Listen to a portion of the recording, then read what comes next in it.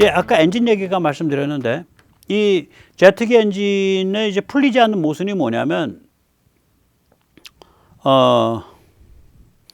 이게 이제 이게 엔진 코어라 그러면 엔진 코어라는 얘기가 뭐냐면 연소실까지 쭉 통하는 연소실을 포함한 그 통로예요. 이 코어로 들어가는 거를 제가 코어 패스라고 부른 거예요. 저 단어는 없어요. 근데 코어라는 용어는 있어요. 코어 패스라고 불렀고요. 그 다음에 엔진 주위를 흘러요, 또 공기가. 그러니까 엔진 껍데기가 있고, 껍데기 밑에 동심원으로 엔진 주변부의 통로가 있고, 그 코어 주변부의 통로가 있고, 코어 내부 통로가 있는 거예요. 코어 내부 통로로 들어가는 쪽을 코어 패스라 그러고, 주변부로 가는 걸 바이패스라고 한다면은, 저게 이제 바이패스가 비율이 높냐, 코어 패스가 비율이 높냐라는 게 있어요. 원래 이제 여객기는요, 바이패스 비율이 90%입니다. 그러니까 9대 1이에요. 코어 대 바이패스가. 그런데 전투기 쪽은요, 코어 쪽에 그냥 고압으로 그냥 꽉꽉꽉 공기를 말아서 넣어갖고 빵 하고 연소를 시키는 거라 바이패스가 코어에 들어가는 것에 뭐 3분의 1, 뭐 4분의 1, 뭐 2분의 1 밖에 안 돼요. 코어에, 여객기 쪽은 코어의 9배, 900%인데 여기는 40, 50% 밖에 안 돼요. 30에서 50% 사이에요. 전투기는 보통 통상. 그런데 이제 문제가 뭐냐? 바이패스로 집어넣게 되면은 추력이 강해져요. 전투기는 추력이 강해야 되잖아요. 그 대신에 연비가 엄청나게 연료가 많이 소모돼. 바이패스가 아니죠. 코어 패스로 집어넣으면 추력이 강해지는데 연비가 떨어져요. 바이패스로 많이 집어넣으면 추력은 떨어지는데 연비가 올라가요. 이게 이제 제트기 엔진의 특징이에요. 그러니까 여객기 쪽은 이제 바이패스 비율이 어마무시하게 높은 거죠. 코어 대비해서 9배쯤 높아요. 그러나 거꾸로 이쪽은 이 전투기 쪽은 코어로 가는 비중이 높다고요. 그런데 전투기를 몰아보면 뭐 항상 이렇게 속도 확 내갖고 뭐 가는 거 아니니까 그 전투기의 속도나 상태에 따라서 바이패스 쪽을 공기를 많이 줬다가 적게 줬다, 많이 줬다 적게 줬다 조리개를 달 수 있을까 이 생각을 할 수 있잖아요. 즉 저속 순항을 할 때는 조리개를 바이패스를 늘려주고 조리개를 열어서 고속 발진할 때는 조리개를 닫아가지고 코어 패스를 키워주고 고속 중에서도 급발진을 해야겠다 그러면 순간적으로 과열시켜가지고 뒤에서 애프터바 하나 떼주고 뭐 이런 거죠. 이걸 센서에 의해서 항속 상태나 이런 거 봐가지고 자동 제어할 수 있을까? 이게 20년 전에 원래 20여 년 전에 F-22 엔진 F-119 할 때의 제너럴 일렉트릭의 아이디어였었어요. 1990년대. 근데 이렇게 하면은 막 소재가 굉장히 그 튼튼하고 내열성도 강해져야 되고 굉장히 복잡해져요. 그래가지고 그때 공군이 야 너무 혁신적이야 못하겠어 너희는 빠져 프레드 류티니 네가 해. 그래서 그때 프레드 류티니가 선정이 됐어요. F119 엔진이. 그리고 그 엔진을 개량한 게 F135예요. 그게 지금 F-35에 쓰이는 거. 더 커지고 더 파워가 생긴 거. 그 F135 엔진이 근데 고장이 잘 나요. 손이 많이 가.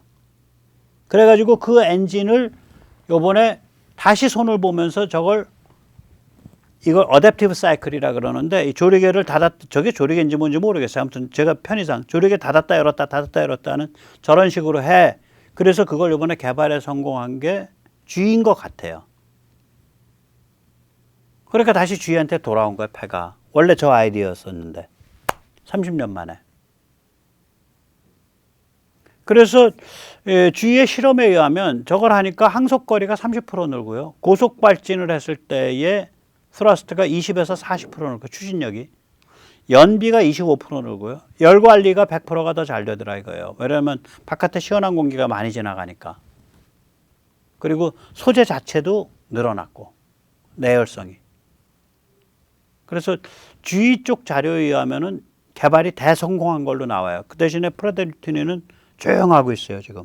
그래서 아마도 이게 G 엔진으로 가는 것 같다.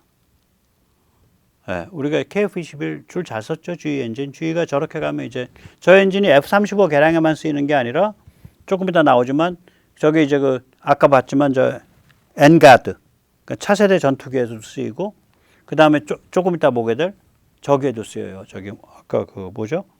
그 가오리 B-21에도 적었어요.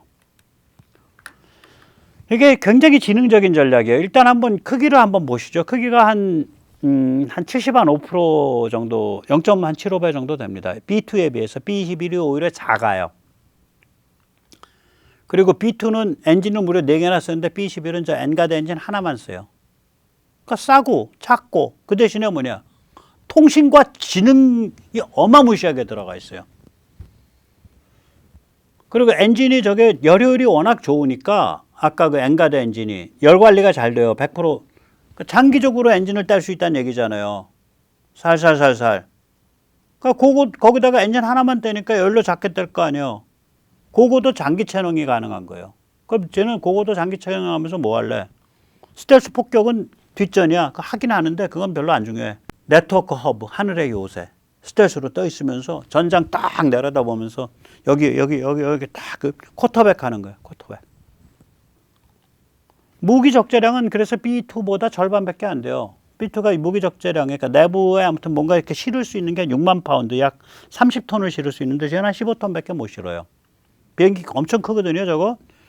저거가 150피트니까 양쪽 날개 이 폭이 150피트니까 얼마야?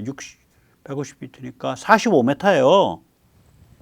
우리가 한 40피트밖에 안 될까? 12m. 우리 KF-21 저거에 한 3-4배 되는 거예요. 날개 폭이 B-21도 굉장히 큰 애인데 저 안에다 뭐 우리는 무기 7.7톤 15,000파운드 싣는다니까 16,000파운드 저 3만 파운드밖에 안 실어요. 연료 많이 따로 넣고 무기는 작게 싣고 통신 장비, 지능 장비 많이 싣고 하늘을 날아가지고 전장을 쿼터백으로 딱 관리해주고 허브해주겠다는 거예요. 시제기동체 이미 만들어 놨고요. 아까 말한 그 엔가드 엔진, 그 XA 엔진이 입고되기를 기다리고 있는 중입니다. 입고되면 바로 이제 그 저거 됩니다. 저기 뭐죠? 이제 그 초도 비행 날아가 올라갑니다. 저거. 자, 그래서 정리를 해보면요. 앞으로 얼마나 이제 강화될까 한번 우리가 짚어보자고요. 차세대 전투기, NGAD. 일단 F-35가 강화됩니다. 엔진이 교체돼서. 지금 항속거리가 저기 F-35A가 2346km고요. 내부 연료만 뗐을 때로 추정됩니다. F-35C가 2200km입니다. 항속거리가 비교적 짧아요. 그러니까 내부 무장창도 우리 KF-21보다 작고 항속거리도 짧아요. 그러니까 좀 컨셉이 좀 그렇죠. 예. 그런데 엔진이 교체되면 아까도 보셨지만 항속거리가 한 20-30% 늘어나기 때문에 F-35A가 3,300km 정도 갈 것 같고 F-35C가 2,800km 갈 것 같습니다. 참고로 F-35B는 걸레기 때문에 아예 언급을 안 했고요. F-35B는 엔진 교체의 대상도 아닙니다. 지금 현재로서는. 예, 그다음 그러니까 뭐 항모, 경항모 해서 비행기 함재기 뭐 할래요? 그거 F-35B 좋지 않습니까? 예, 좀 더 공부해 보십시오. 예. 왜 엔진 교체 대상도 아닌지 한번 좀 들여다보시기 바랍니다. 그런 말하는 분들, 문재인 빠스러운 분들. 자, F-22를 한번 보시죠. F-22는 요번에 저 엔가드 개발을 하면서 검증이 되는 F-22가 엔가드에 실을 소프트웨어와 지능 장비, 전자전 장비의 테스트 베드예요, 지금. 그래서 저걸 하고 나면 최첨단 센서 융합 및 적외선 등 여러 장비, 첨단 장비가 실리게 돼요. F-22는요, 지금 F-22는 지금 한 150대 정도 운영되고 있는데요. 엔가드가 나오면은 최소 200대에서 300대 정도가 운영될 것 같습니다. 그리고 F-22는 또 수명 다할 때까지 저렇게 업그레이드해서 계속 할 겁니다. 지금 F-22 업그레이드가 2031년까지 끝내겠다는 거거든요. 150대를 차례로. 그러니까 미국이 그렇잖아요. 수명 다할 때까지 쓰잖아요. 쓸만한 거는. 계속 써요. 그러면서 엔가드는 엔가드대로 한 200-300대 쫙 내려가는 거죠. 그러면 지금 아까 엔진이 F-35AC 엔진을 쓰는데 F-35는 엔진 하나인데 얘는 엔진 2개잖아요. 근데 엔진 추력 기준으로 F-35A보다 25% 정도 증가하잖아. 그럼 지금 제 아까 엔가드는요, F-35A보다 엔진 파워가 2배 반, 250%가 센 거예요. 무지하게 센 비행기입니다. 저거 엔가드 지금. 항속은 내부 연료만으로 한 4,000km 갈 겁니다. 저게 공군에서 요구하는 거니까요. 그 다음에 저게 델타익이잖아요. 삼각형. 가오리 형태가 아니라 델타익이에요. 델타익의 특징이 뭐냐면 기동력이 무지하게 좋습니다. 그 다음에 고도가요. 무려 2만 1000m 이상 올라갈 걸 요구하고 있어요. 7,000피트. 7만 피트. 최첨단 지능 전자가 들어갈 거고요. 가격은 한 대당 5억에서 7억 달러. 약 8천억, 7, 8천억에서 1조 정도 합니다. 선조국이죠, 역시. 네. 그래서 제가 국산 첨단 전투기 엔진 만들어야 됩니다. 이런 말 하시는 분들한테 첨단 전투기 엔진 만들면 그 다음번에 만들어야 될 비행기는 대당 5천억, 6천억, 7천억 하는 엔가드를 만들어야 돼, 우리가 이제. 왜냐면 지금 우리가 보는 F-35나 F-22는 우리가 장단점이 KF-11이 있어요. 그래서 대충 비슷한 흉내를 내요. 그럼 그 다음번에 해야 될 거 아니야. 근데 저런 비행기 만들어가지고 팔 때나 있어요. 그래서 잘 생각해 봐야 되는. 저는 제트기 엔진 하자요. 차라리 항공기 엔진 해라. 가스터빈은 어차피 두산이 했고, 요번에 성공했고. 아니면 미사일에 들어가는 제트 엔진, 아니면 소형 발전기에 쓰는 제트 엔진. 그 소형 발전기 탱커에서 쓰고, 뭐 장갑차에서 쓰고, 비행기에서 써요. 비행기요. 이렇게 소형 발전기면은 이게 제트로 돌아가니까 공기가 흡입돼야 되잖아요. 공기 흡입구가 어딨냐? 꼬랑지 부분에 등짝에 뚫려 있습니다, 보통. 그러면 여객기 같은 데 보면. 그 다음에 공기 그러면 이게 연소된 공기는 어디로 나가냐? 여객기 보면 꼬랑지에 이렇게 꼬랑지에 항문같이 구멍 뚫려 있어요. 맨 끝에. 거기로 나가는 거예요. APU라 그러죠. Auxiliary Power Unit. 보조 발전기라는 뜻이죠. 그러니까 엔진에서, 제대로 된 엔진에서도 전기를 뽑아 쓰지만 엔진 파워가 딸릴 때는 얘가 돌아간단 말이죠. 또 엔진을 처음에 가동시킬 때도 얘가 돌아가줘야 되고. 그래서 그런 거는 많이 쓰인다고요. 그런 거 하자, 차라리. 그럼 엔진 파워는 우리가 엔진 실력은 구축해놨고, 그러다가 여차할 때 뭐 누가 같이 개발하자 그러면 첨단 엔진 같이 개발하자. 록히드 마틴이 같이 개발하자 그러는지, 프레드 뉴티니가 같이 개발하자 그러는지, GE가 같이 개발하자 그러면 이미 그런 일을 하고 있고, 하나가. 그래서 무슨 전투기 엔진 국산화, 갈라파고스 갈 일이 있냐고요. 첨단 전투기 엔진 국산화. 참. 그 다음에 이제 B-21, 이게 얼마나 강화될까? 아까 가오리요. B2랑 비교해보면 컨셉이 다릅니다. B2는 스텔스 폭격기가 컨셉이고, 얘는 스텔스 네트워크 허브입니다. 전장을 내려다보는 쿼터백입니다. 그것 때문에 아까도 말씀드렸듯이 내부 적재량이 B2는 6만 파운드나 돼요. 폭탄을 많이 실어야 되니까. 얘는 확 줄었어요. 내부 적재량이 3만 파운드밖에 안 됩니다. B2는 엔진이 4개고요. 얘는 엔진이 하나입니다. 파워풀한 엔가드 엔진 그냥 씁니다. XA 엔진. 항속거리 B2가 11,000km가 항속거리인데 얘는 더 길 겁니다. 한 15,000km 나올 겁니다. 엔진 하나이고 연료량 상대적으로 많이 실으면 더 많이 가겠죠. 제공시간 따라서 얘는 더 길 겁니다. 내부 적재 아까 말씀드렸고요. 크기를 보시면은 지금 구할 수 있는 자료로만 보면 폭밖에 안 나오거든요. 폭이 B2가 172피트고요. 그 다음에 B21이 150피트예요. 그러니까 약 8대7, 8대7을 가지고 100분율을 하고 뭐 그걸 뭐 어쩌고 저쩌고 하면 한 100대 71 정도 돼요. 크기가 그래요. 자, 여기 그 다음번이 중요합니다. 제작 수량. B2 저거 아까 본 그 무시무시한 비행기 21대밖에 없습니다. 제작한 게. B21은 유인만 100대 제작하겠다 그러고 있어요. 무인은 그것만큼인지 그보다 더 제작할지 모르겠고요. 저거 무인기로도 쓴다는 거거든요. 그럼 여기서 무슨 얘기가 나와요? 파워가 달라지는 거예요. B2를 찜쪄 먹는 가오리가, 전입기가, B2를 찜쪄 먹는 전입기가 최소 수량 잡혀져 있는 게 B2의 5배 수량이 잡혀져 있습니다. 근데 그게 거의 전부 서태평양에 투입하려고 만드는 거예요. 그리고 F-22를 찜쪄 먹는 엔가드가 최소 2,300대예요. 그게 전부 서태평양을 바라보는 거예요. 항모, 제너럴 포드 계속 만들고 있는데 걔가 전부 서태평양을 바라보는 거예요. 사실은. 핵심적으로 바라보고 있는 데가. 중국에 숨도 못 쉬는 거예요. 제 숨도 못 쉰다고 판단이 되니까 사정없이 성장 경로를 차단시키고 있는 거예요. 너 배터리 빼, 방 빼. 너 반도체 방 빼. 너 뉴욕에서 방 빼. 너 원자로 사업에서 방 빼. 얼마나 살벌하게 몰아붙이고 있는 거예요. 근데 방 빼는 그 자리마다 대부분 다 한국에 가서 먹어.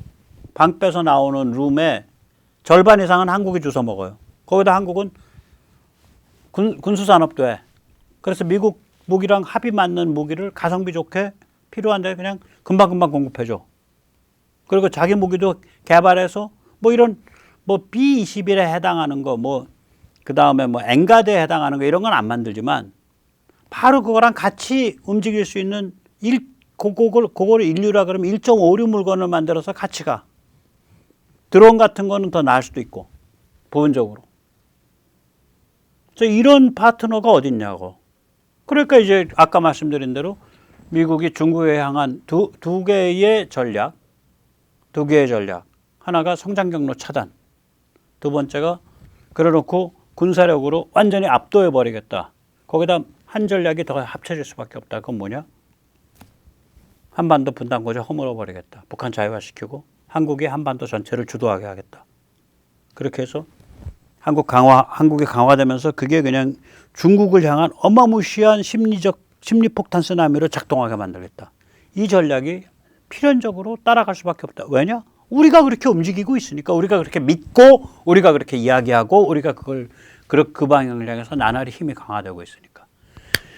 자, 그래서 우리가 할 수 있는 일 하면 돼요. 이런 거 열심히 만들면 됩니다. 그래서 딱 합을 맞춰서 같이 움직일 수 있는 거. 우리 힘에 맞는 거.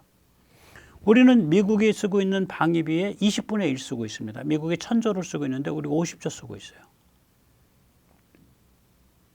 우리가 미국만큼 저는 100조 쓰자는 입장인데 100조 방위. 저희들이 1000조면 우리는 100조는 가야 된다. 100조 주장하고 특히 통일되고 나면 100거 하나 50조, 100 한 30조 써야 중국이 발작 못하게 막는다라고 보는데 그러더라도 저 게임은 못한다. 규모가 안 된다.